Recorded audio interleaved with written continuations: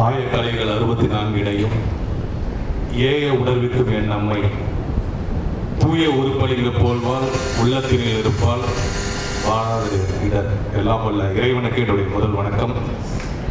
இணைகின்ற தாய் தந்தைக்கும் சுதந்திரமாக சுகமாக இந்த குளிர்தன்றல் காற்றை சுவாசிக்க காரணமாக இருக்கும் என் தாய் திருநாளான பாரத தேசத்திற்கும் அனைத்திற்கும் மேலாக அன்னை மொழியே அழகார்ந்த செந்தமிழே முன்னைக்கும் முன்ன முதிர்த்த நறுங்கனியே கன்னிக்குமரி கடல் கொண்ட நாட்டிடையில் மன்னி அரசிருந்த மண்ணுலக பேரரசே தென்னன் மகளே திருக்குறளின் மாண்புகழே இன்னரும் பாப்பத்தே நறுந்தொகையே என் கணக்கே மண்ணும் சிலம்பே மணிமேகலை மணிவே முன்னும் நினைவுகளால் முடிவான வாழ்க்கை என்று சொன்ன தமிழை தன் உயிரோடு உயிராக பாவலர்கள் தெரிஞ்சுக்கிறார் அவர்களை வணங்கி ஆய் தமிழை வணங்கியுடைய உரையை தொடங்குறேன். முதல்ல ஒரு அற்புதமான ஒரு இன்ஸ்டிடியூஷன்ல வான்மழை பெய்யக்கூடிய இந்த நேரத்தில் இந்த மாணவ செல்வங்களுக்கெல்லாம் அன்பு மழையை பெய்து அறிவு மழையை பெய்து கொண்டிருக்கின்ற ப்ரொஃபசர் அன்னசாமி ஸ்கூலுடைய நினைவு அவர்களுக்கு என்னுடைய வணக்கத்தை நான் முதல்ல தெரிவிக்கிறேன்.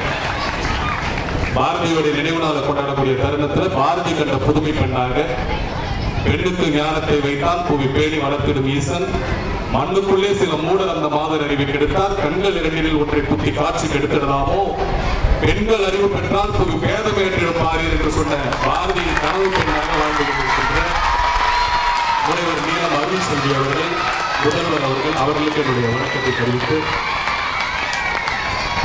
தேடிச்சோறு கிடந்தென்று பல சின்னஞ்சிறு கதைகள் பேசி மனம் வாடி துன்பமிக உடன்று பிறர் வாட பல செயல்கள் செய்து நரை கூடிக்கிற பருவம் எய்து கொடும் கூற்றுக்கிறையின பின் வாயும் சில வேடிக்கை மனிதரை போலே நான் வீழ்வேன் என்று நினைத்தாயோ என்று கேட்ட பாரதியின் கொள்கையின்படி மிக சிறப்பான ஒரு வாழ்க்கை அமைத்துக் கொண்டு சமூகத்திற்கும் தமிழுக்கும் சேவையாற்றிக் கொண்டிருக்கின்ற விவேக பாரதி அறக்கட்டளையின் நிறுவனர் ரமேஷ் அவர்களுக்கும் அவருடன் வந்திருக்கின்ற அவருடைய சகோதரர் சுந்தரராஜன் ஐயா அவர்களுக்கும் மற்றும் இந்த நிகழ்ச்சியில் மாணவ செல்வங்களாக நாளைய இந்தியாவை வருங்கால இந்தியாவை நல்லரசாகவும் வல்லரசாகவும் நமது மனித புனிதர் டாக்டர் கலாம் அவர்கள் கண்ட கனவின்படி மிகச்சிறந்த ஒரு தேசமாக மாற்றுவதற்காக காத்திருக்கின்ற என் முன்பாக அமர்ந்திருக்கின்ற விவேகானந்தர்களுக்கும் அன்னை தெரசாவிற்கும் டாக்டர் அப்துல் கலாம் அவர்களுக்கும் என்னுடைய மனப்பூர்வமான வணக்கத்தை சொல்லுவது உரை.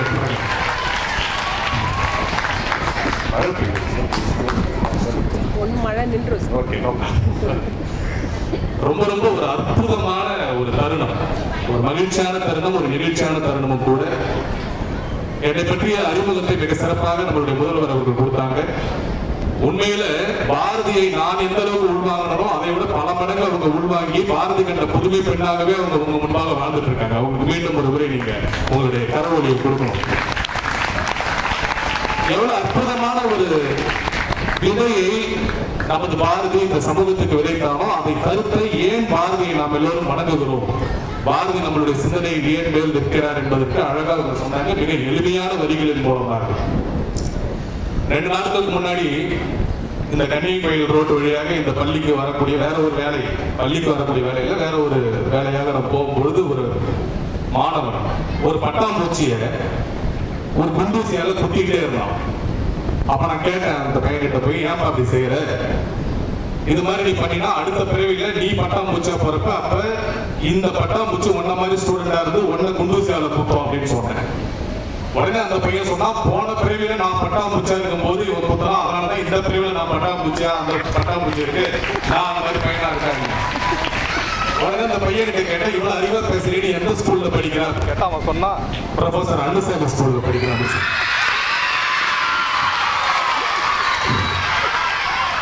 அப்படிப்பட்ட அறிவு களஞ்சியங்களாக அதே சமயத்தில் அன்பை வலியுறுத்தக்கூடிய மிகச்சிறந்த ஒழுக்கத்திற்கு முக்கியத்துவம் கொடுக்கக்கூடிய ஒரு பள்ளியாக இந்த பள்ளி இருக்கு. இந்த பள்ளியில பாரதியாருடைய நினைவு நாளை பற்றி நாம் பேசுவது மற்றற்ற மகிழ்ச்சி. அடாத மழையிலும் வினாது பேசுவோம் என்பது போல இந்த தமிழ் மழையை பொழிவது பாரதிக்கு இலக்கணமாக வேற யாரும் நம்ம சொல்ல முடியாது. அதனாலதான் உங்களை போன்ற குழந்தைகள் இருந்து அவருடைய கவிதை ஆரம்பிச்சார். உள்ளவரெல்லாம் உயர் உள்ளல் என்று நமது வள்ளுவர் பெருமான் நமக்கு வழிகாட்டினாரு.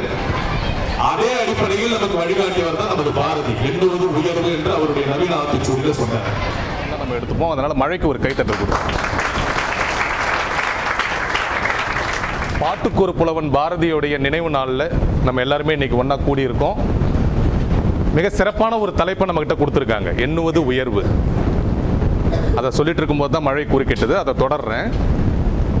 உள்ளுவதெல்லாம் உயர்வுள்ளல் அப்படின்னு நமது வள்ளுவ பெருமான் சொன்னதுடைய ஒரு தாக்கமாக தான் நமது பாரதி மிக சிறப்பான ஒரு ஆத்திச்சூடியில் எண்ணுவது உயர்வு அப்படின்னு எழுதினார். நீங்க பார்த்தீங்கன்னா இங்க நிறைய பெண்மணிகள் உட்கார்ந்துருக்கீங்க. அதை பார்க்கும் பொழுது பாரதி மட்டும் இப்ப நேரில் இருந்திருந்தாருன்னா உங்க அனைவரையும் கட்டிப்பிடிச்சு முத்தம் கொடுத்து அவ்வளவு ஆனந்த தாண்டம் ஆடியிருப்பாரு. அந்த அளவுக்கு மிக சிறப்பான ஒரு பெண்மையின் பேராற்றல்களா. நன்றி. ஏன்னா நான் முன்னாடியே சொன்ன மாதிரி பெண்ணுக்கு ஞானத்தை வைத்தான் மட்டும் அவர் எழுதலை.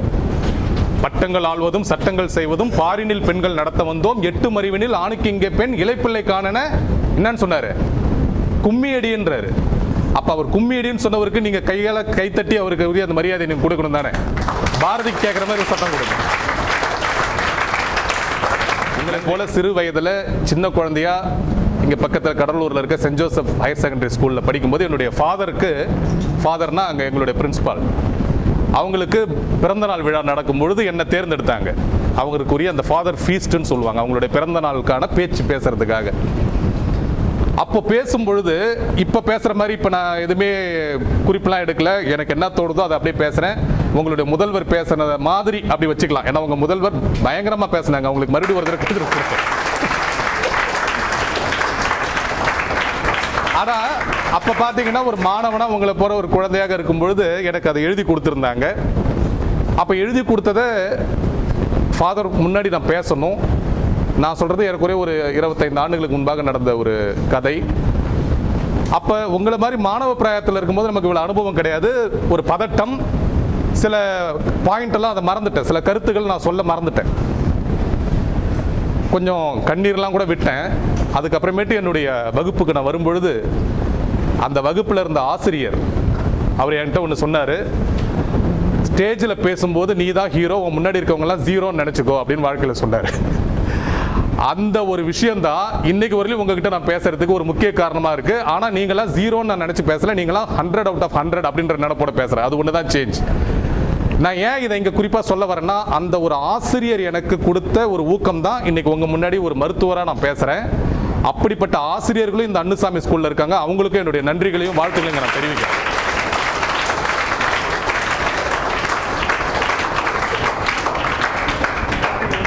ஏன்னா பொதுவா அறிவு தீபம் ஏற்றுறவங்க ஆசிரியர்கள்ன்றதுனால ஆசிரியர்களை பத்தி பேசணும்னா ஒளி வருது பாருங்க. இதுல இருந்தே நீங்க தெரிஞ்சுக்கணும் ஆசிரியர்களுக்கு பவர் எவ்வளவு இருக்கு அப்படின்னு சொல்லிட்டு. அனைத்து ஆசிரியர்களுக்கும் என்னுடைய ஆசிரியர் தின வாழ்த்துக்களையும் உங்கள் கரவொலியோடு இப்ப நான் சொல்றேன். இப்பதான் சமீபத்தில் நம்ம கொண்டாடணும், செப்டம்பர் 5ஆம் தேதி. அப்ப மனித மனதில் தோன்றும் எண்ணங்கள் தான் நம்மளுடைய வாழ்க்கையை தீர்மானிக்குது. அதை முன்னிட்டு தான் நம்மளுடைய பாரதி மிகச்சிறந்த கவிதைகள்லாம் எழுதினாரு, பல்வேறு விதமான பாடல்கள் எழுதினாரு. நான் முன்னாடியே உங்களுக்கு தொடக்க உரையில குறிப்பிட்ட மாதிரி தேடிச்சோறு நிதம் நின்று பல சின்னஞ்சிறு கதைகள் பேசி மனம் வாடி துன்பமிக உடன்று பிறர் வாட பல செயல்கள் செய்து நரை கூடி கிழ பருவம் எய்தி கொடும் கூற்றுக்கிறையென பின்மாயும் சில வேடிக்கை மனிதரை போல நான் வீழ்வேன் என்று நினைத்தாயோ அப்படின்னு கேட்ட அவரே தான் அன்பென்று கொட்டு முரசேன்னு நமக்கு வழிகாட்டினார். உங்களை போன்ற மாணவ செல்வங்களுக்காக ஓடி விளையாடு பாப்பான் வழிகாட்டினாரு. காலை எழுந்தவுடன் படிப்பு, பின்பு கனிவு தரும் நல்ல பாட்டு, மாலை முழுவதும் விளையாட்டு என்று வழக்கப்படுத்திக் கொள்ளு பாப்பான் வழிகாட்டினாரு. இது எல்லாம் அவர் வழிகாட்டினுடைய அடிப்படை நோக்கம் என்னன்னா, உங்களுடைய எண்ணங்கள் தூய்மையாகவும் உயர்வாகவும் இருக்கணும்ன்றது தான். ஆங்கிலத்தில் மிக அற்புதமான ஒரு சேயிங் இருக்கு, if you aim at the sky at least you will reach the top of the trees அப்படின்னு சொல்லுவாங்க. நீங்க வானத்தை நோக்கி உங்களுடைய கனவை காணும் பொழுது, உங்களுடைய எண்ணங்களை வைக்கும் பொழுது குறைந்தபட்சம் மரத்தோடைய உச்சியாவது நீங்க தொட்டுடுவீங்க. அப்படி இந்த சின்ன வயதிலே உங்களுடைய எண்ணங்களை நீங்க ரொம்ப உயரத்துல எண்ணத்தை உயர்வாக நீங்க வைத்துக் கொள்ளணும் அப்படின்ற அடிப்படையில் தான் நமது பாரதி கூட அந்த வரியை எழுதியிருக்காரு. அந்த வரியில் தான் இன்னைக்கு நம்ம விஷயங்களை பேச போறோம். ரொம்ப நேரம் நான் பேச போறதில்ல, உங்ககிட்ட ஒரு சில கதைகள் பாரதி வாழ்க்கையில் நடந்தது.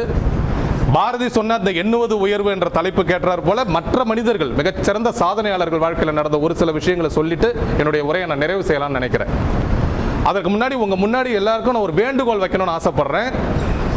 நிச்சயமாக பாரதியோடைய புத்தகம் இல்லாத ஒரு இல்லம் இருக்கவே கூடாது. இப்ப இங்க இருக்க எல்லா குழந்தைகளும் இன்னைக்கு இரவு நீங்க வீட்டுக்கு போனதுக்கு பிறகு ஒருவேளை பாரதியோடைய அந்த சின்ன புத்தகம் உங்க வீட்டுல இல்லை அப்படின்னு சொன்னா உடனடியாக உங்கள் பெற்றோரிடம் சொல்லி அந்த புத்தகத்தை வாங்கி வைக்கணும். யார் யாரெல்லாம் அதை செய்ய போறீங்க கை தூக்குங்க, கை தட்டிக்குங்க. நீங்களே உங்களுக்கு ஒரு சிறப்பான கரவொலி கொடுங்க. ஏன்னா அந்த அளவிற்கு கருத்து செறிவான உங்களுக்கு தேவையான பல தத்துவங்கள் அதில் இருக்கு. அதை தான் முதல்வர் அவர்கள் எனக்கு கொடுத்த அறிமுகத்தில் சொன்னாங்க. நான் 7ஆம் வகுப்பு படிக்கும்போது பெற்ற பரிசு புத்தகம் பாரதியோட புத்தகம். 8ஆம் வகுப்பு படிக்கும்போது பெற்ற புத்தகம் பாரதிதாசன். அந்த பாரதிதாசன் பாரதியாரை பற்றி பலவாறு புகழ்ந்திருக்கார். எண்ணுவது உயர்வு என்ற தலைப்பில் அவர் எழுதுனதுனாலே என்னவோ அவரை பற்றி பல பேர் மிக உயர்வாக எண்ணியிருக்காங்க. நீடு துயில் நிற்க பாடி வந்த நிலான்னாரு, காடு கமழ வந்த கற்பூர சொற்கோன்றாரு, சிந்துக்கு தந்தை கவிக்கும் கவிதை குயில் என்று அவரை பற்றி பல்வேறு விஷயங்களை பண்ணி எல்லாத்துக்கு மேலே யோசிச்சு பாருங்க. எந்த அளவிற்கு அந்த பாரதி மேல பற்று இருந்தா தன்னுடைய பெயரையே பாரதிதாசன் மாத்திக்கிட்டாரு. ஆகவே பாரதிக்கு ஒரு உண்மையான நல்ல மாணவனா இருந்த பாரதிதாசனையும் இந்த பாரதியின் நினைவு நாளை கொண்டாடும் போது நம்ம கைத்தட்டி அவருடைய வரவேற்பு. ஏன்னா ஒரு ஆசிரியர் மேலே எவ்வளவு பற்றா இருந்திருக்காரு. அப்ப பாரதியோடைய பாட்டை பார்க்கும் பொழுது நம்ம பல விஷயங்கள் படிச்சா கூட பாரதிதாசனுடைய ஒரு பாட்டு, ஏன்னா இந்த நேரத்தில் பாரதி எந்த அளவுக்கு பாரதிதாசனுக்கு ஊக்கமா இருந்திருக்காருன்றதையும் நீங்க நினைக்கணும். அதுதான் ஒரு உண்மையான கவிஞன், அந்த எண்ணத்தின் வலிமை. பாரதிதாசனுடைய கவிதைகளில் எனக்கு நான் 8ஆம் வகுப்பு படிக்கும் போதே என் மனதில் ஏறின ஒரு கவிதை வரி இது. ஏனமெல்லாம் எவர் செல்வர், இருந்து விட்டால் அவர் செல்வர், ஏழை பெண்களும் வேண்டும் என்று சொல்வர், கணவர் இல்லை என்றால் தொல்லை பண்ணி கொள்வர். எவர் செல்வர் எவர் செல்வர் என்று கூவி பணம் இல்லாதவரிடம் உலாவி தவறாமல் சொக்குப்பொடி தூவி கேட்பான் தட்டை கொடுத்து பட்டு சேலையை பாவி, ஜரிகை பட்டு சேலையை சுரண்டி தர வருவான் சிறு கரண்டி, அரசேனி அத்திருடர்களை அண்டி 5-6 மாதம் சிறைக்கு போக தண்டி அப்படின்ட்டு ஒரு அற்புதமான பாட்டை எழுதியிருப்பார். இதை ஏன் நான் இங்கே சொல்ல வரேன்னா, அந்த காலத்தில் இப்போ நீங்கள்லாம் எல்லாரும் செல்ஃபோன் தானே கையில் வச்சுருக்கீங்க. யார் யாரெல்லாம் செல்ஃபோன் இல்லாமல் இருக்கீங்க? செல்ஃபோன் இல்லாமல் இங்கே யார் யாரெல்லாம் இருக்கீங்க? யாருமே இல்லை. செல்ஃபோன் யூஸ் பண்ணாதவங்களே யாருமே இல்லை. ஆனால் இன்னைக்கு செல்ஃபோன் அந்த அளவுக்கு எல்லார் கையிலையும் இருக்கு. ஆனால் எனக்கு நல்லா தெரியும், நம்ம அன்னுசாமி ஸ்கூல் குழந்தைங்க எல்லாரும் செல்ஃபோனை ஆக்கப்பூர்வமான பணிகளுக்கு மட்டும்தான் யூஸ் பண்ணுவீங்க. அதில் எந்த சந்தேகமும் இல்லை. ஏன்னா அதனால தான் 2025 +2ல் 100 out of 100 சென்டம் ரிசல்ட் கொடுத்திருக்கு இந்த பள்ளின்னா, அதுவும் இப்படிப்பட்ட ஒரு கிராமப்புறத்தை சார்ந்த பள்ளின்னா அது மிகப்பெரிய சாதனை. இதற்கு காரணம் கூட அந்த பாரதி சொன்ன அந்த எண்ணுவது உயர்வு என்ற அடிப்படை தான். ஏன்னா இன்னைக்கு பல பேர் பள்ளி ஆரம்பிக்கிறாங்க, பல பேர் கல்லூரி ஆரம்பிக்கிறாங்க பல்வேறு காரணங்களுக்காக. ஆனால் கிட்டத்தட்ட 50 ஆண்டுகளுக்கு முன்பாகவே ஒரு மிக சிறப்பான ஒரு கல்வியை இந்த கிராமத்து குழந்தைங்களுக்கு கொடுக்கணும் என்ற அடிப்படையில் ஆரம்பிக்கப்பட்ட ஒரு புனிதமான இடத்துல இருந்து தான் நான் பேசிட்டு இருக்கேன்றதுல மிக்க மகிழ்ச்சியும் பெருமையும் அடையும். அவர் ஒரு சுதந்திர போராட்ட தியாகியும் கூட, அது உங்க எல்லாருக்குமே தெரிஞ்சிருக்கும். ஏன்னா பாரதியும் அந்த பாரத தேசத்துக்காக தன்னுடைய எண்ணங்களை உயர்த்தினார். அவருடைய எண்ணம் எந்த அளவுக்கு விரிவடைஞ்சிருக்கு பாருங்க. அறிவை விரிவிசை அகண்டமாக்கு விசால பார்வையால் விழுங்கு மக்களை புரட்சி கவி பாரதிதாசன். நான் பாரதிதாசனை பேசும்போது நீங்க பாரதியை பேசுறதா தான் நினைக்கணும். ஏன்னா பாரதியின் கருத்துக்களை உள்வாங்கி தன்னுடைய பெயரையே மாற்றிக்கொண்டவர் தான் பாரதிதாசனும். அப்ப அந்த சிந்தனை அங்கிருந்து தான் வந்தது. அதனாலதான் தேசிய கவி நம்ம பாரதியாரை சொல்றோம். சொல்லில் உயர்வு தமிழ் சொல்லே அதை தினமும் தொழுதடி பாப்பா, செல்வம் நிறைந்த இந்துஸ்தானம் அதை போற்றி வணங்கிடடி பாப்பான்ட்டு தேசியத்தையும் தெய்வீகத்தையும் 2 கண்களாக கொண்டு தமிழ் மொழிக்கு எவ்வளவு பற்று கொடுத்தாரோ அதே அளவுக்கு தேச உணர்வுக்கு பற்று கொடுத்தாரு. அதே தேச உணர்வோடு இந்த தேசத்துக்காக போராடிய ஒரு மிகச்சிறந்த பெருமகனாரின் பள்ளிக்கூடம் தான் இதுன்றதுல நம்ம மிக பெருமையும் மகிழ்ச்சியும் அடையும். அதனால தான் தாயின் மணிக்கொடி பாரியர்னு தேசத்துக்காகவும் பல பாடல்களை பாடின பாரதி, பாருக்குள்ளே நல்ல நாடு நம் பாரத நாடுன்னு பாடின பாரதி, நீரதன் புதல்வர் இந்நினைவு அகற்றார் என்றார். பாரத தேசம் பழம்பெரும் தேசம், நீரதன் புதல்வர் இந்நினைவு அகற்றாதீர் அப்படின்ட்டு நமக்காக வழிகாட்டின பாரதி. அதோட விடல தமிழுக்காக பல பாடல்களை பாடினார். அதுலதான் மிக முக்கியமா நான் முன்னாடி சொன்ன சொல்லில் உயர்வு தமிழ் சொல்லி. அப்ப அவருடைய எண்ணம் எந்த அளவுக்கு உயர்வா இருந்தா தமிழ் மொழிக்காக மட்டும் அவருடைய வாழ்க்கையை அவர் அமைக்கல, அதையும் தாண்டி இந்த இந்திய தேசத்திற்காக, அதையும் தாண்டி காக்கை குருவி எங்கள் ஜாதி, நீல் மலையும் கடலும் எங்கள் கூட்டம், இந்த ஒட்டுமொத்த உலகத்திற்காகவும். இப்ப பெய்த மழையை பத்தி பாடியிருக்காரு, இடியை பத்தி பாடியிருக்காரு, மின்னலை பத்தி பாடியிருக்காரு, காற்றை பத்தி பாடியிருக்காரு. இவை எல்லாவற்றையும் படைத்து நம்ம இயக்கி கொண்டிருக்கின்ற இறைவனை பத்தி பாடியிருக்காரு. அப்படி உயர்வான சிந்தனைகளை தன்னுடைய மனதில் முழுமையா வைத்திருந்ததுனால தான் இப்படிப்பட்ட ஒரு மகா கவியாக கிட்டத்தட்ட 150 ஆண்டுகள் ஆனாலும் நம்ம பேசிட்டு இருக்கோம். அவருடைய வாழ்க்கையில ஒரு மிக முக்கியமான ஒரு விஷயம், இதை நீங்க மாணவ செல்வங்களாக நீங்கள் கற்றுக்கணும். எந்த அளவுக்கு அவருடைய சிந்தனை உயர்வா இருக்குன்றதுக்காக இதை நீங்க தெரிஞ்சுக்கணும்னு ஆசைப்படுறேன். ஒரு மிக விலை உயர்ந்த கோட், இப்ப இன்னைக்கு எல்லாருமே கோட்டு போடுறாங்க. கிட்டத்தட்ட 15 தேசங்களுக்கு நான் போயிட்டு வந்துட்டேன். புதுச்சேரி மற்றும் தமிழ்நாட்டில இருந்து சுவிட்சர்லாந்துல இருக்க உலக சுகாதார நிறுவனத்தில் காலடி எடுத்து வைத்த இளம் மருத்துவர் என்ற பெருமையை எல்லாம் அல்ல இறைவனர்களால் நான் பெற்றேன். அந்த உலக சுகாதார நிறுவனத்தில் இந்த புகையிலையின் ஆராய்ச்சி பற்றி, புற்றுநோயின் தடுப்பு பற்றி பல்வேறு கட்டுரைகளை நான் சமர்ப்பித்தேன். அதற்காக என்னுடைய பெயர் இப்போது பத்மஸ்ரீ விருதுக்காகவும் பரிந்துரைக்கப்பட்டிருக்கு. எல்லாம் வல்ல இறையர்களும் உங்களை போன்ற உள்ளங்களுடைய கருணை இருந்தால் நிச்சயமாக அதற்குரிய வாய்ப்பும் வரலாம். ஆனால் ஏற்கனவே பாரத் சேவக் என்ற விருது எனக்கு கொடுக்கப்பட்டிருக்கு என்னுடைய பணிகளுக்காக. இது என்னுடைய பெருமைக்காக நான் சொல்லவில்லை. இதற்கு வித்திட்டவன் நமது மகாகவி பாரதி. அதற்காக நான் சொல்ல வரேன். அந்த எண்ணங்கள் உயர்வு என்பதற்காக, இந்த எண்ணம் இப்படி உயர்வாக இருக்க வேண்டும் என்று நமக்கு வழிகாட்டியவன் பாரதி. அப்ப அவருக்கு இப்ப இன்னைக்கு எல்லாருமே விலை உயர்ந்த கோட் எல்லாம் பரிசீலிக்கிறாங்க, எல்லாருமே போட்டுக்கிறாங்க. ஆனா அன்னைக்கு பாத்தீங்கன்னா கோட்டு போடுவது என்பதே ஒரு பெரிய ரொம்ப ரேர்னு சொல்லுவாங்க, சாதாரண விஷயம் இல்ல. அப்ப அவருக்கு ஒரு விலை உயர்ந்த கோட்டை அவருடைய தமிழ் மேல பற்று கொண்டு அவருடைய மிகச்சிறந்த நண்பர், அவர் குடியிருந்த வீட்டுடைய அந்த முதலாளி கொடுக்கிறாரு. அதை பாரதி வாங்கி போட்டுக்கிறாரு. 2 நாள்ல பார்த்தா பாரதியோடைய வண்டியை ஓட்டி கொண்டிருக்கின்ற அந்த வண்டி ஓட்டுநர், ஒரு ரிக்ஷாக்கார், அவர் போட்டிருக்காரு அந்த கோட்டை. யோசிச்சு பாருங்க, பாரதிக்கு கொடுத்த கோட்டை எப்படி அவருடைய ஓட்டுநர் போட்டிருக்காரு. அந்த பரிசளித்தவருக்கு ஒரே டிசப்பாயின்மெண்ட் வரும், ஏமாற்றம் ஆயிடுது, மனம் சங்கடம் ஆயிடுது. பாரதி கிட்ட போய் கேட்கிறாரு, பாரதி நான் உங்களுக்காக விலை உயர்ந்த கோட்டை கொடுத்தேன். இந்த உலக புதுச்சேரியில் இது புதுச்சேரியில் நடந்த கதை, யாருமே இந்த கோட்டை போடலை, அதனால தான் உங்களுக்கு நான் பரிசளித்தேன். நீங்க என்னன்னா அவருக்கு கொடுத்துட்டீங்க போல இருக்கு, அவர் போட்டிருக்காரு அப்படின்றப்ப அவர் சொல்றாரு, பாரதி எந்த அளவுக்கு எண்ணம் உயர்வான ஒரு மனிதராக நமது பாரதி வாழ்ந்திருக்காரு பாருங்க. அந்த உணர்வு உங்களுக்கு எல்லாம் இருக்க வேண்டும்ன்றதுனால சொல்றேன். உங்களை போன்ற பெரும் செல்வந்தர்கள் இந்த பாரதிக்கு கொடுப்பதற்கு நிறைய பேர் இருக்காங்க. நிறைய பேர் எனக்கு என்னுடைய தமிழின் மீது பற்று கொண்டு, என்னுடைய தேச உணர்வின் மீது பற்று கொண்டு பல பேர் இருக்காங்க. ஆனால் இவனை போன்ற ஏழை எளியவனுக்கு பரிசளிப்பதற்கு என்னை விட யார் இருக்கா? வேற யாரும் அவனை கண்டுக்கிறதே இல்லை, நான் மட்டும்தான் இருக்கேன் அப்படின்னு சொல்லி தனக்கு கிடைத்த விலை உயர்ந்த அந்த கோட்டை கூட, அந்த ஆடையை கூட பரிசளித்த ஒரு மிகப்பெரிய ஞானியை, சித்தனை பத்தி நம்ம பேசிட்டு இருக்கோம். அவர் ஒரு ஞான சித்தன். நம்ம மனிதர் நம்ம நினைக்க முடியாது. நான் தான் சொன்னேன், ஜாதி மதத்திற்கெல்லாம் அப்பாற்பட்ட இந்த பிரபஞ்சத்தை நேசித்த ஒரு மிகப்பெரிய ஞானி நமது பாரதி. அதற்கு காரணம் அவருடைய எண்ணங்களின் வலிமை தான், அந்த எண்ணங்களின் உயர்வு தான். அதனாலதான் ஒரு சாதாரண எளியவருக்கு கூட அதை கொடுக்கணும்னு அவருக்கு தோணுது. சமுதாயத்தில் அடித்தட்டு மக்களிடம் கூட சமமாக பழக வேண்டும் என்ற எண்ணம் அவருக்கு உருவாச்சு. பெண்ணினம் அடிமைப்பட்டு கிடந்தது. இன்னைக்கு இத்தனை குழந்தைங்க முன்னாடி உட்கார்ந்துட்டு இருக்கிறத பார்க்கும்போது உண்மையில் மனம் நெகிழுது. அதுவும் ப்ரொஃபசர் அன்னுசாமி ஸ்கூல்ல நீங்களாம் படிக்கிறீங்கன்றப்போ நிச்சயமாக நீங்க எதிர்காலத்தில் மிகப்பெரிய இந்த நாட்டை வல்லரசாக்கக்கூடிய மிகப்பெரிய பதவியில நீங்க எல்லாம் அமர போறீங்க. அதுல எந்த சந்தேகமும் இல்லை, எந்த சந்தேகமும் இல்லை. நான் அதனாலதான் என்னுடைய தொடக்கத்திலே சொன்னேன், டாக்டர் கிரண்பேடி மாதிரியோ, அன்னை தெரசா மாதிரியோ இந்த சமூகத்திற்காகவும் பணியாற்றக்கூடிய, தேசத்திற்காகவும் பணியாற்றக்கூடிய மிகச்சிறந்த நல்ல எண்ணங்களை விதைக்கக்கூடிய பள்ளியில நீங்க படிச்சுட்டு இருக்கீங்கன்னு. அப்படிப்பட்ட பாரதி பல்வேறு விஷயங்களை நமக்கு சொல்லியிருந்தாலும் கூட 2-3 விஷயங்களை மிக முக்கியமாக நம்ம சொல்லியிருக்காரு. அதை நீங்க தெரிஞ்சுக்கணும்னு இந்த நேரத்தில் ஆசைப்படுறேன். அதை சொல்லி என்னுடைய உரையை நான் நிறைவு செய்கிறேன். மாணவ செல்வங்களாகிய நீங்கள் எப்படி இருக்கணும்ன்றதுக்கு பாரதி ஒரு எண்ணம் வச்சிருந்தார்.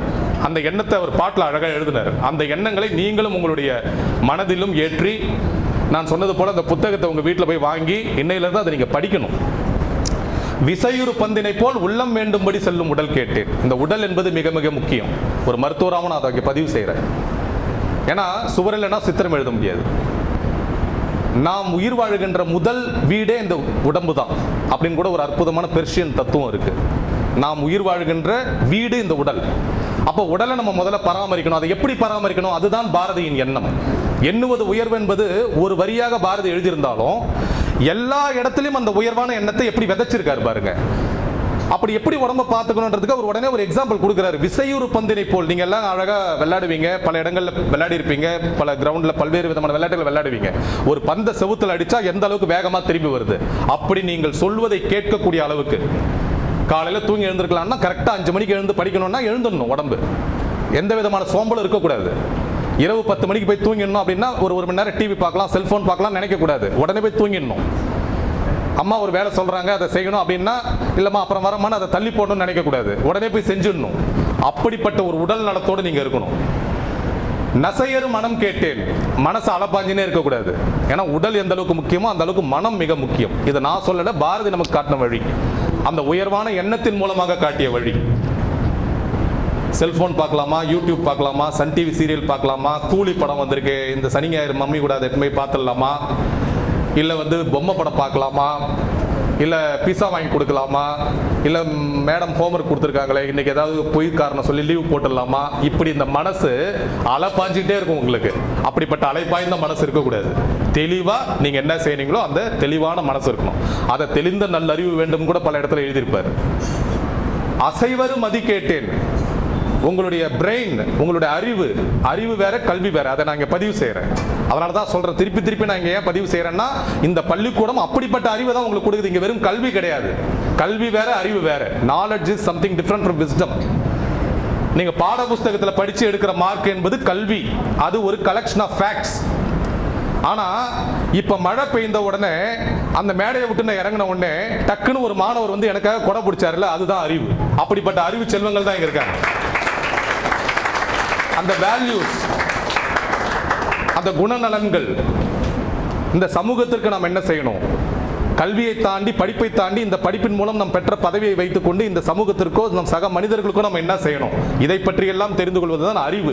அதனாலதான் திருக்குறள்ல கூட வள்ளுவர் கல்வி கல்லாமை கேள்வின்னு போட்டு அப்புறம் தான் அறிவு உடைமையினே போட்டிருப்பாரு. அறிவு தான் உடைமைன்னு போட்டிருப்பாரு, கல்வி உடைமைன்னு போடல.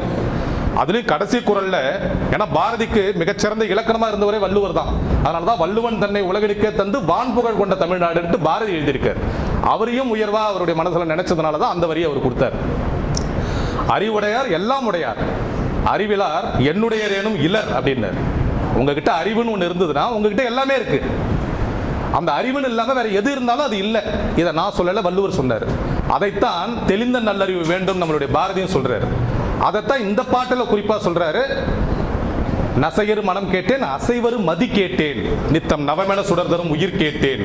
ஒவ்வொரு நாளும் ஃப்ரெஷ்ஷா, எந்தூசியாஸ்டிக்கா, எனர்ஜெட்டிக்கா பள்ளிக்கூடத்துக்கு நீங்க வர்ற மாதிரி, பாடம் படிக்கிற மாதிரி, வீட்டில் போய் அம்மா அப்பாவுக்கு ஹெல்ப் பண்ற மாதிரி ஒவ்வொரு நாளையும் புதுசா நீங்க நினைச்சு கொண்டு ஒரு வேலையை செய்யணும். எல்லாத்துக்கு மேல நாம் அனைவருமே ஒரு கருவிதான்.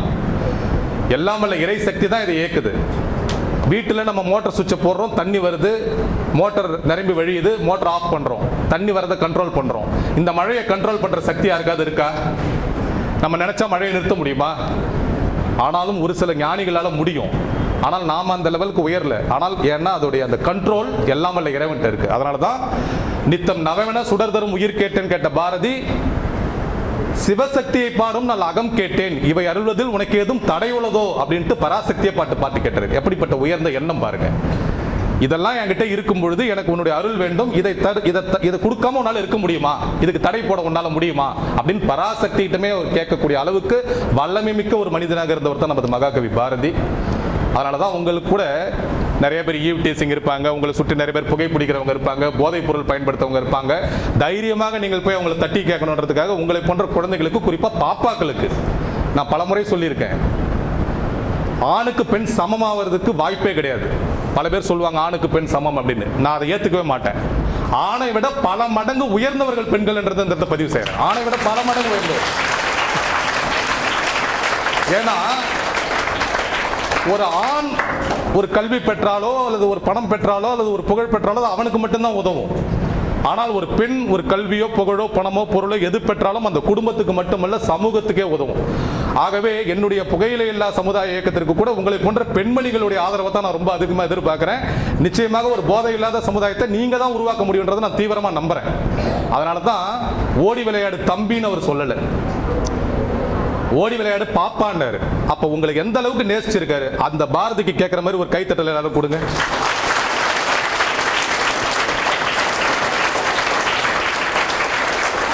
இன்னைக்கு கிட்டத்தட்ட 150 வருஷம் கழிச்சு இன்னைக்கு அரசாங்கம் எவ்வளவோ சலுகைகளை கொடுக்குது, எத்தனையோ விதமான திட்டங்கள் இருக்கு.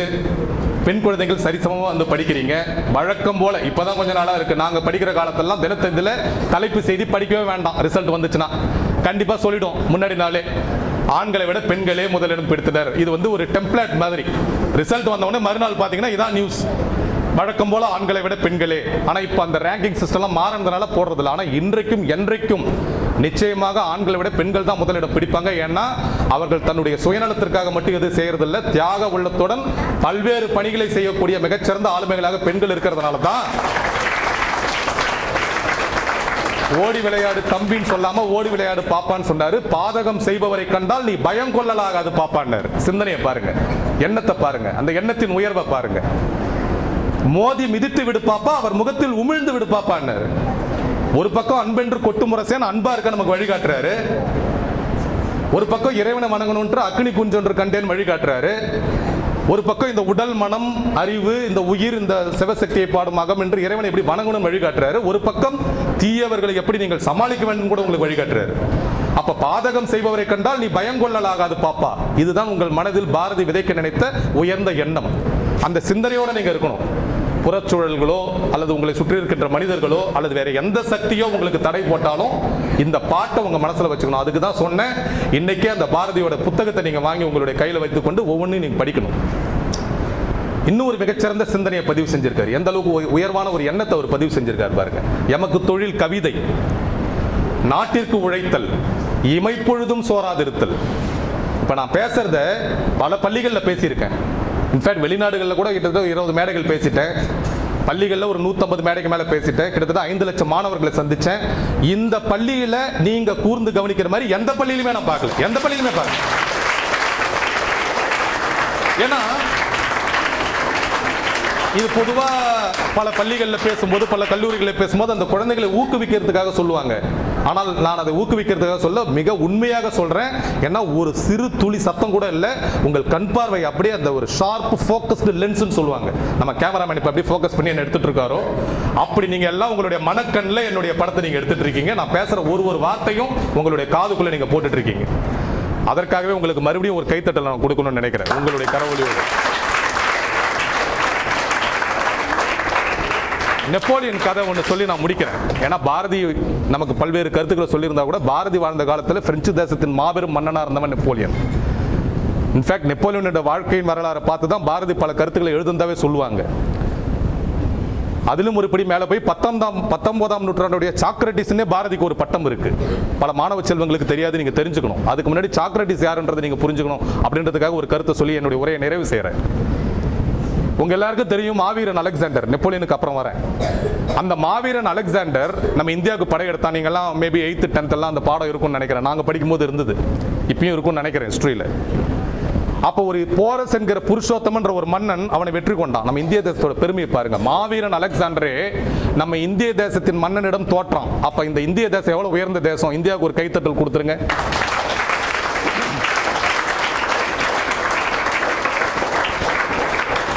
அப்ப அந்த அலெக்சாண்டர் போரில் வெற்றி பெற்ற உடனே அந்த புருஷோத்தமனுடைய வீரத்தை பார்த்துட்டு அந்த மன்னன்கிட்ட அந்த நாட்டை திருப்பி பரிசளிச்சுட்டான். நீயே அந்த நாட்டை ஆட்சி பண்ணு, நான் உன்னை வெற்றி கொண்டுட்டேன், ஆனாலும் உன்னுடைய வீரத்தை நான் மதிக்கிறேன், உன்னுடைய வீரத்தை நான் பாராட்டுறேன் அப்படின்னு சொல்லிட்டு கொடுத்துட்டான். ஆனா இதே போலவே செங்கிஸ்கான் ஒரு மன்னன் இருந்தான்.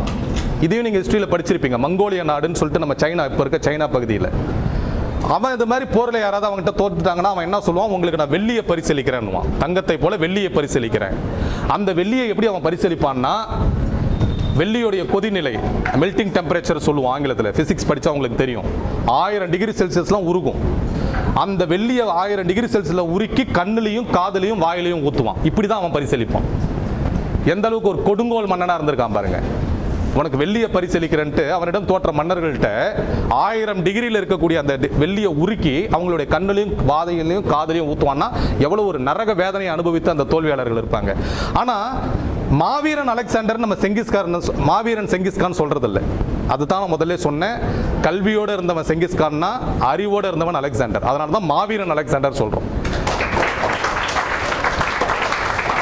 ஏன்னா இத்தனை போரில் ஜெயிச்சாலும் தன்னை எதிர்த்து போரிட்டவன் ஒரு வீரத்தோட போரிட்டான்ட்டு அவனுக்காக பரிசளிச்சான். இந்த ஞானம் அவனுக்கு எங்க கிடைச்சது? அங்கதான் சாக்ரட்டிஸோட ஒரு மிகப்பெரிய தத்துவம் இருக்கு. அந்த மாவீரன் அலெக்சாண்டருக்கு ஆசிரியராக இருந்தவர் அரிஸ்டாட்டில் என்ற ஒரு மிகப்பெரிய தத்துவ மேதை. அந்த அரிஸ்டாட்டிலுக்கு ஒரு தலைவராகவும் குருவாகவும் இருந்தவர் பிளாட்டோ என்கின்ற ஒரு மிகப்பெரிய மேதை. அந்த பிளாட்டோவுக்கு மிகப்பெரிய தலைவராகவும் குருவாகவும் இருந்தவர் தான் சாக்ரட்டிஸ். அந்த சாக்ரட்டிஸை நம்ம பாரதி கூட கம்பேர் பண்றாங்கன்னா பாரதி எப்படிப்பட்ட ஒரு ஞானியா இருக்க முடியும்? அந்த சாக்ரட்டிஸை 19ஆம் நூற்றாண்டின் சாக்ரட்டிஸ் சொல்லுவாங்க. ஏன் தெரியுமா?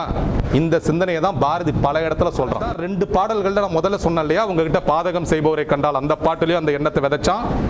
தேடிச்சோறு நிதந்தின்று பல சின்னஞ்சிறு கதைகள் பேசி மனம் வாடி துன்பமிக உழன்று பிறர் வாட பல செயல்கள் செய்து நிறைய கூடி கிழ பருவம் எய்தி கொடும் கூற்றுக்கிறேன பின் மாயும் சில வேடிக்கை மனிதரை போல நீ வீழ்வேன் என்று நினைத்தாயோ நான் வீழ்வேன் என்று நினைத்தாயோன்னு கேட்டான்ல. அது எப்படி கேட்கிறான்னா, இந்த விதையை அவனுக்கு விதைச்சது தேவையில்லாத சிந்தனைகளை பேசுறது, புறம் கூறுவது, நேரத்தை வீணாக்குறது, இதெல்லாம் பாரதிக்கு பிடிக்காது. பாரதியின் ஒவ்வொரு நிமிடமும் எழுத்தா வந்தது. யோசிச்சு பாருங்க, 39 வயதில் தான் பல பேருக்கு வாழ்க்கையே புரியும். 45 வயசுல தான் அவன் என்ன செய்யறான்றதே தெரியும். ஆனால் 39 வயது வரை இந்த உலகம் இருக்கும் வரை இருக்கின்ற கவிதைகளை எழுதினவன் நம்ம மகாகவி பாரதி. வாழ்ந்தது 39 வருஷம் தான்.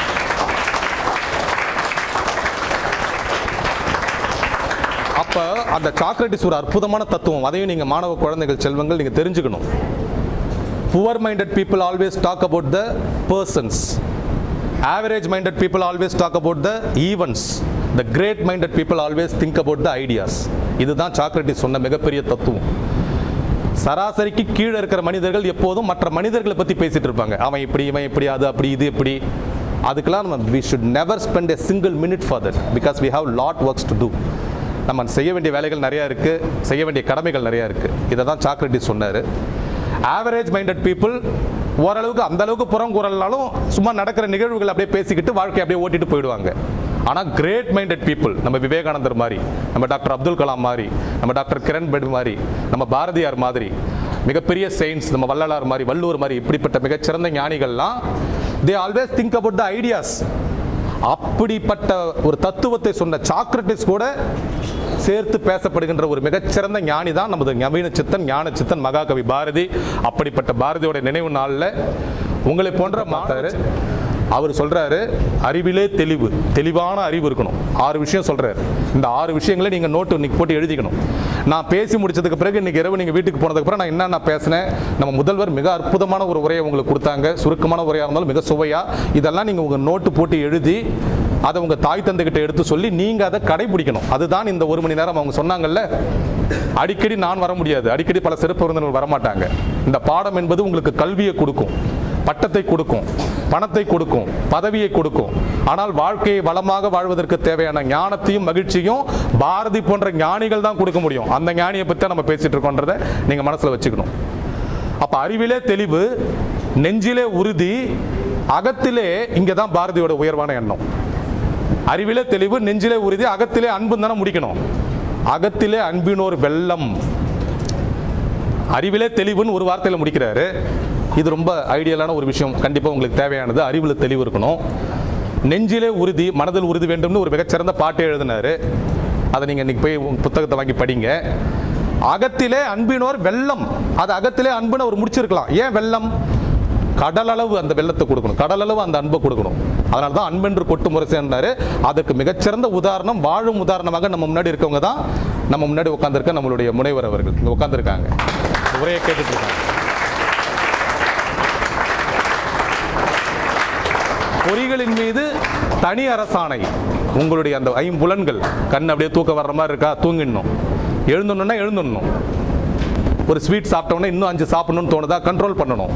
ஒரு டிவி பார்த்தோம்னா அரை மணி நேரம் கழிச்சு நாளைக்கு மேடம் ஹோம்ஒர்க் கொடுத்துருக்காங்களே அதை படிக்கணுமே அப்படின்னா, இல்லை இன்னும் 1 மணி நேரம் பார்த்துட்டு போயிடலாம், இன்னும் 2 ஓவர் பார்த்துட்டு போயிடலாம். நோ, கண்ட்ரோல் இருக்கணும் அந்த மைண்டில். 5 பொறிகளின் மீது தனி அரசாணை. எப்படி வழிகாட்டியிருக்காரு பாருங்க பாரதி, எண்ணத்தை உயர்வாக வைத்துக்கொண்டு. பொழுதெல்லாம் எனது பேரர்களின் கருணையிலே நாட்டம். அதுதான் ரொம்ப முக்கியம். ஒவ்வொரு நாளும் ஒவ்வொரு நிமிடமும் நாம் ஒரு கருவி. இந்த கருவியை இயக்குபவன் எல்லாம் வல்ல இறைவன். நாம் எல்லாம் கருவி தான். 2 மணிக்கு நான் என்னுடைய கார்ல என்னுடைய மருத்துவமனையிலிருந்து கிளம்பும்போது மழை நீர் என் மேல படும் நான் நினைக்கல. ஆனா அதை விட உங்களுடைய அன்பு மழை படும்ன்றதை மட்டும்தான் நான் நினைச்சேன். மழை நீர் படும். ஆனா ஏறக்குறைய இப்போ என்னுடைய உரையை முடிவு செய்கிற இந்த ஒரு 4:30 மணி ஆக போகுது. மழையும் வந்தது, இடியும் வந்தது, மின்னலும் வந்தது. கூடவே நீங்களும் என்னுடைய உரையும் அழகாக கேட்டுட்டீங்க. இதையெல்லாம் முடிவு செய்பவன் எல்லாம் வல்ல இறைவன். அதனால தான் பொழுதெல்லாம் எனது பேரரின் அருளிலே நாட்டம். ஒவ்வொரு நாளும் காலை தூங்கி எழுந்த உடனே மனக்கண் முன்னாடி உங்களுடைய தாய் தந்தையை நீங்கள் மானசீகமாக வணங்கணும். இன்னையிலேருந்து நீங்கள் அது ஒரு மிக முக்கியமானதை செய்யணும். நீங்கள் கூடவே இருக்கிறதுனால தினைக்குமே கூட அவங்கள பார்த்து வணங்கி ஒரு விஷ் பண்ணிட்டு அவங்கள வணக்கம் சொல்லிட்டு தான் நீங்கள் பள்ளிக்கூடத்துக்கு வரணும். பள்ளிக்கூடத்துக்கு வந்த பிறகு உங்களுடைய ஆசிரியர்கள், மாதா பிதா குரு தெய்வம்னாங்க. அந்த ஆசிரியர்களுக்கான ஆசிரியர் தின வாழ்த்துக்களை கூட நான் முன்னாடியே சொன்னேன். மீண்டும் ஒரு முறை உங்கள் கரவொலியோட சொல்கிறேன். ஏன்னா பாரதியோட பிறந்த நாள் நினைவு நாள் வரதுக்கு முன்னாடி தான் வருது.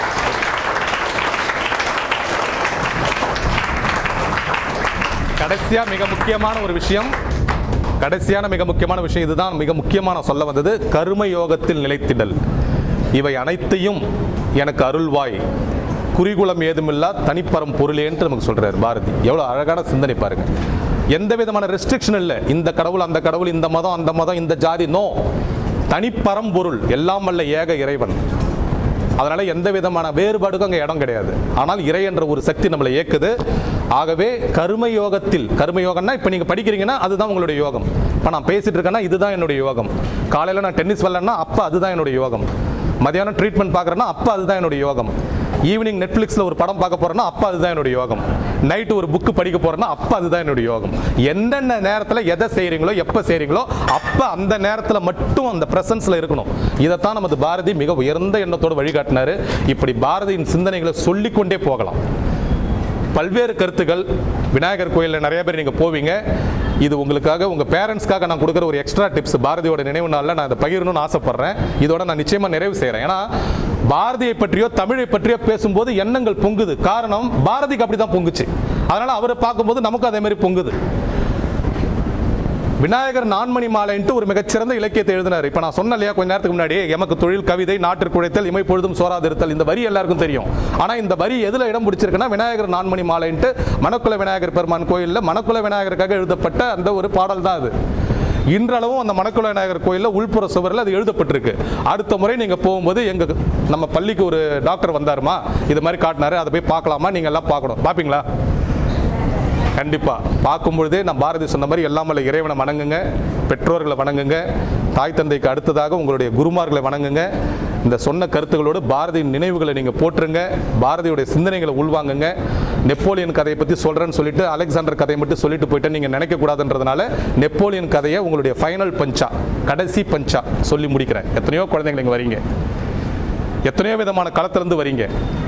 மாவீரன் நெப்போலியன் என்றோம். பிரெஞ்சு தேசத்துக்கு போகும்போது நெப்போலியனுடைய அந்த நினைவிடத்தை பார்க்கக்கூடிய வாய்ப்பை எல்லாம் வல்ல இறைவன் கொடுத்தான். பிரெஞ்சு தேசத்தில் சிறப்பு விருந்தினரை நான் அழைச்ச உடனே ஃப்ளைட்லேருந்து இறங்கின உடனே முதல்ல நான் கேட்டது, எல்லாரும் கேட்பாங்க ஈஃபில் டவர் போகணுன்னு. நான் முதல்ல சொன்னது என்ன, நேராக நெப்போலியனுடைய நினைவிடத்தை கூட்டிட்டு போங்கன்னு. முதல்ல அவருக்கான மரியாதையை நான் கொடுக்கணும் அப்படின்னு. ஏன் மாவீரன் சொல்கிறோம்? 13 குழந்தைகள் இருக்கிற குடும்பத்தில் பிறந்தார். இதை மாணவ செல்வங்கள் நீங்கள் புரிஞ்சுக்கணும். நிறைய மாணவர்கள் அது மாதிரி கண்டிஷனில் இருப்பீங்கன்றதுனால நான் இங்கே பதிவு செய்கிறேன். 13 குழந்தைகள் இருக்க குடும்பத்தில் ஒரு சாதாரண எளிய குடும்பத்தில் பிறந்தார். அவருடைய தந்தை ஒரு சாதாரண அரசு அதிகாரி. அந்த சாதாரண அரசு அதிகாரியாக இருந்த நெப்போலியன் ஒரு முறை அவங்களுடைய தந்தை வேலை செய்யும் போது அவங்களுடைய உயர் அதிகாரி அந்த தந்தையை அடிச்சிட்டார். அதை நெப்போலியன் பார்த்து மனம் ரொம்ப நொந்துட்டார். என்னடா நம்ம தந்தையே ஒருத்தர் கண்ணு முன்னாடி அடிச்சிட்டாரு. அப்போ அந்த அப்பா கிட்ட கேட்குறாரு, அப்பா ஏன் அவர் உங்களை அரைஞ்சாரு? இல்லைப்பா நான் ஒரு தப்பு பண்ணிட்டேன், அதனால அந்த ஆஃபீஸர் என்ன அடிச்சிட்டாரு. நெப்போலியனுக்கு ரொம்ப கஷ்டமாக போச்சு. அதுக்கப்புறம் அந்த ஆஃபீஸர் யார் அரைஞ்சாரோ அவர் நடந்த ஒரு நிகழ்ச்சிக்கு போகும்போது அந்த ஆஃபீஸரை இன்னொரு ஆஃபீஸர் அரைகிறார். என்ன அது, உங்களை தான் அவர் அரைஞ்சாருன்னு பார்த்தா உங்களை அரைஞ்ச அந்த ஆஃபீஸரை இன்னொருத்தவர் அரைகிறாரு. அவர் என்ன, இல்லைப்பா அவரை விட ஒரு மேலதிகாரி. அப்போ நெப்போலியன் உங்களை மாதிரி பிஞ்சு மனசில் அந்த எண்ணுவது உயர்வு என்பதற்காக சொல்கிறேன். இதைத்தான் பாரதி எண்ணுவது உயர்வுன்னா, இதை தான் வள்ளுவர் உள்ளுவதெல்லாம் உயர்வுள்ளன்னாரு. அப்போ யாருமே அறையாத, யாருமே அடிக்காத, யாருமே தண்டனை கொடுக்காத ஒரு பதவி இந்த உலகத்தில் இருக்காப்பா. எனக்கு அது மாதிரி வேணும். உங்களை அரைஞ்சவரே இன்னொருத்தர் அறையிறாரு, அவர் அரைஞ்சவரே இன்னொருத்தர் அறையிறாரு. அப்போ எதுதான் உயர்ந்த பதவி? அது இந்த நாட்டோட மன்னனை மட்டும்தான் அப்படி யாரும் செய்ய மாட்டாங்க. அவருக்கு மட்டும்தான் முழு பவர் இருக்கு. அவர் யாரும் அறைய மாட்டாங்க, அவர் யாரும் தண்டிக்க மாட்டாங்க. அவர் தான் சுப்ரீம் பவர். அப்ப 13 வயதுல 13 குழந்தைகளோட பிறந்த நெப்போலியன், வெறு எளிய குடும்பத்தில் பிறந்த நெப்போலியன் சொல்றான், இந்த நாட்டின் மன்னனாக நான் மாறுவேன். கைத்தட்டுங்க, அந்த வார்த்தையை பார்த்துங்க. நாட்டின் மன்னனா மாறுவேன். அப்ப அவங்க தந்தை சிரிக்கிறார், அவங்க குடும்பத்தில் இருக்கவங்களாம் சிரிக்கிறாங்க. என்னது மன்னனா? அடுத்த வேளை உணவுக்கே நமக்கு வழி இல்லை, நீ மன்னனா மாறுவன்ற? இல்லை, நான் இந்த நாட்டின் மன்னனா மாறுவேன். அதுக்கு பிறகு நடந்த கதை உங்க எல்லாருக்குமே தெரியும். இன்னைக்கும் பிரான்ஸ்னா பல மன்னர்கள், பல அரண்மனைகளை நான் பார்த்தேங்க. இன்ஃபேக்ட் லூயிஸ் அரண்மனைலாம் மிகப்பெரிய, வெர்சைல்ஸ் அரண்மனைலாம் மிகப்பெரிய அரண்மனை, பிரம்மாண்ட அரண்மனை. ஆனால் நெப்போலியனுடைய பேர் இந்த உலகம் இருக்கும் வரை இருக்கும். ஏன்னா அவன் சொன்ன மாதிரியே அந்த பிரெஞ்சு தேசத்தின் மன்னனாக மாறினான். ஆகவே எந்த சூழ்நிலையில் நீங்கள் இருந்தாலும், எப்படிப்பட்ட நிலைமையில் நீங்கள் இருந்தாலும், நமது டாக்டர் அப்துல் கலாம் சொல்றது போல dream dream dream, convert your dream and transform them into action அப்படின்னு சொல்ற மாதிரி உங்கள் எண்ணங்களை கனவுகளாக மாற்றி அந்த கனவுகளை செயல்படுத்துவதற்கு கடுமையாக உழைத்தால் வெற்றி உங்கள் வசம். அதற்கு நமது பாரதியும் உதாரணம், டாக்டர் அப்துல் கலாமும் உதாரணம், நெப்போலியனும் உதாரணம் என்று சொல்லி இந்த அருமையான வாய்ப்பை இங்கு கொடுத்த அனைவருக்கும் என்னுடைய நன்றியை சொல்லி என்னுடைய உரையை நிறைவு செய்கின்றேன். நன்றி. வணக்கம். ஜெய்ஹிந்த். Thank you, class. Go.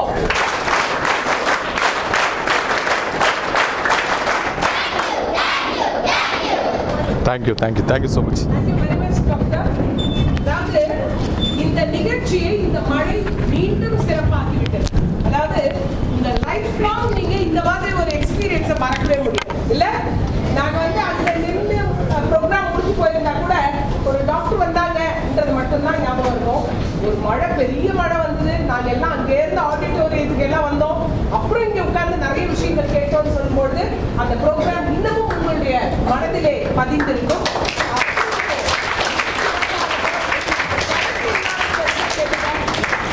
இல்லாத பெருசா தெரியல, மைக் இல்லாத பெருசா தெரியல, ஆனா உங்களுடைய உரை எங்களுக்கு மிக பெரிதாக தெரியும்.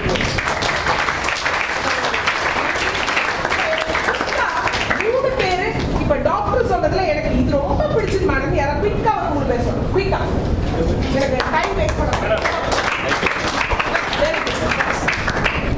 I like the story. எந்த ஸ்டோரி? நெப்போலியன். நெப்போலியனோட ஸ்டோரி. நெப்போலியன் ஸ்டோரி ஏன் உனக்கு பிடிச்சது? என்ன விஷயம் அதுல ரொம்ப பிடிச்சது? அவர் வந்து அந்த நாட்டில் வந்து அவர் சொன்ன மாதிரியே பிரெஞ்சு நாட்டுக்கு வந்து மன்னன் ஆனது. Very good. அதே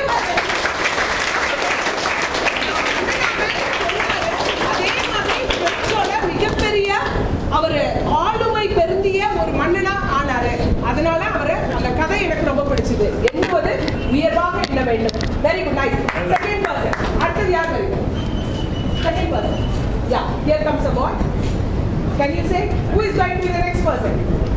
எனக்கு 3 பேர் குயிக்கா வந்து சொல்லணும். I need 3 members. Are you coming, Simon? Yes. Next person ready ஆயிடுங்க.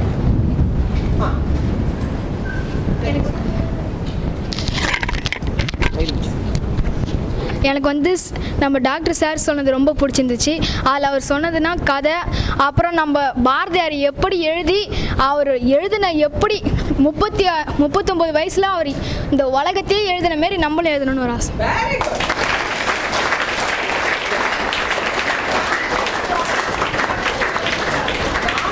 வயசானா கூட என்ன செய்யணும்னு தெரியல.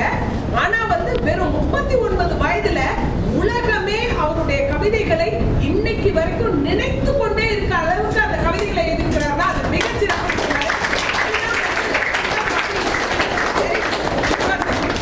One more student கேட்கா.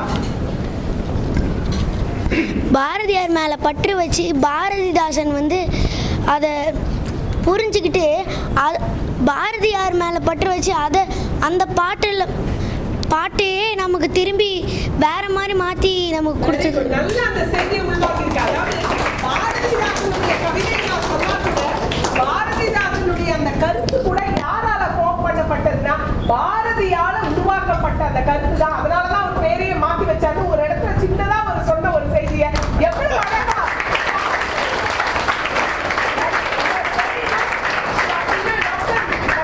உங்களோட ப்ரோக்ராம் வந்து succeed, very succeed. So thank you very much. நம்ம இன்னொரு முறை டாக்டருக்கு ஒரு பெரிய கிளாஸ் thank you class கொடுக்கலாமா?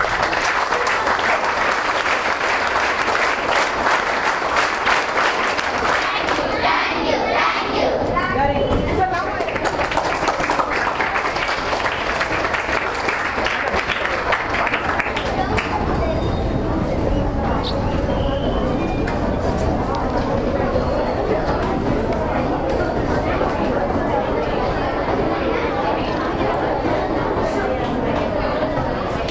ஒரு நிமிடம், ஒரு 2 நிமிஷம் தான். நான் முதல்ல என்னுடைய உரையை அங்கே ஆரம்பிக்கும் போதே சொன்னேன், இது ஒரு நெகிழ்ச்சியான தருணம் அப்படின்னு சொல்லிட்டு. இன்ஃபேக்ட் நம்மளுடைய சேர்மன் அவங்க எனக்கு அந்த ஷால் போடும்போது கூட சொன்னேன், நான் கடைசியாக சொல்கிறேன் ஒரு விஷயத்தை அப்படின்னு சொல்லிட்டு சொன்னேன். அதை நான் சொல்கிறதுல ரொம்ப பெருமை அடைகிறேன், மகிழ்ச்சி அடைகிறேன், கொஞ்சம் நெகிழ்ச்சியாக கூட இருக்குது. நானும் இந்த பள்ளியுடைய ஒரு வகையில் முன்னாள் மாணவன் என்றதை இங்கே பெருமையாக சொல்கிறேன்.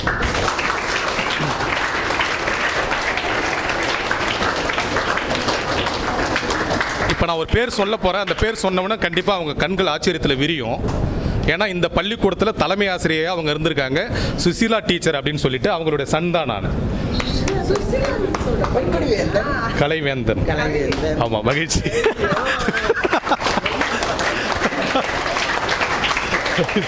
என்னுடைய எல்லாமல்ல இறைவனர்கள் வந்தாலும் இந்த தருணத்தை இந்த இடத்துல நான் பேசுறத எல்லாத்த விட டாப்ல வைக்கிறேன், நம்பர் 1 நான் வைக்கிறேன். அதுக்கு காரணம் இந்த பள்ளிக்கூடத்தில் இவங்க வீட்டில் நான் சின்ன குழந்தைய வந்து விளையாடி இருக்கேன், எங்கள் வீட்டில் இவங்க சின்ன குழந்தைய வந்து எங்களை கொஞ்சிருக்காங்க. இவங்களாம் எங்களுடைய அம்மாவுடைய ஸ்டூடெண்ட்ஸ், சுசிலா டீச்சருடைய ஸ்டூடெண்ட்ஸ். அவங்க உங்களுடைய பிரின்சிபால். அவங்க கிட்ட நான் அதை சொன்னேன். இன்ஃபேக்ட் இதை கூட நான் அவங்க கிட்ட இன்னும் சொல்லலை, சர்ப்ரைஸாக தான் வச்சிருக்கேன். இந்த சர்ப்ரைஸை ஃபோட்டோவாக உங்களுக்கு அனுப்பணுன்னு. ஸோ அந்த அடிப்படையில் பெண்மையின் பேராற்றல் ஒரு புத்தகம் நான் எழுதினேன். கிட்டத்தட்ட ஒரு 10 புத்தகங்கள் எழுதினாலும் பெண்மையின் பேராற்றல் ஒரு புத்தகம் எழுதினேன். அது அடுத்த வருஷம் சாகித்ய அகாடமிக்காக பரிந்துரைக்கப்பட போகுது. அந்த புஸ்தகத்தை பெண்மையின் பேராற்றலாக இருந்து மாணவ செல்வங்களுக்கு கல்வியோடு சேர்ந்த வேல்யூஸ், ஒழுக்கத்தையும் கற்றுக் கொடுத்திருக்கின்ற ஒரு அற்புதமான பள்ளியை திறம்பட நடத்தி கொண்டிருக்கின்ற நமது சேர்மன் அவர்களுக்கு இந்த நேரத்தில் நான் பரிசளிக்கணும்னு ஆசைப்படுறேன் என்னுடைய புத்தகத்தை. அதே போலவே இப்போ லேட்டஸ்டாக ஒரு வாரத்துக்கு முன்னாடி புதுவையின் 2வது பெண் அமைச்சர் டாக்டர் சந்திர பிரியங்கா, அவங்க எல்லாருக்கும் தெரிஞ்சிருக்கும், 2வது பெண் அமைச்சர், அவங்க தலைமையில் ஒரு விழா நடத்தணும். அந்த விழாவில் உலகம் உன் காலடிகள் ஒரு புஸ்தகம் எழுதினேன். இந்த உலகத்தை உங்கள் காலடியில் வைக்கிற அளவுக்கு உங்களுக்கு நாலெட்ஜோட விஸ்டமும் சேர்த்து கொடுக்குற உங்கள் அற்புதமான பிரின்சிபாலுக்கு என்னுடைய புஸ்தகத்தை பரிசளிக்கணும்னு ஆசைப்படுறேன். உலகம் உன் காலடிகள்.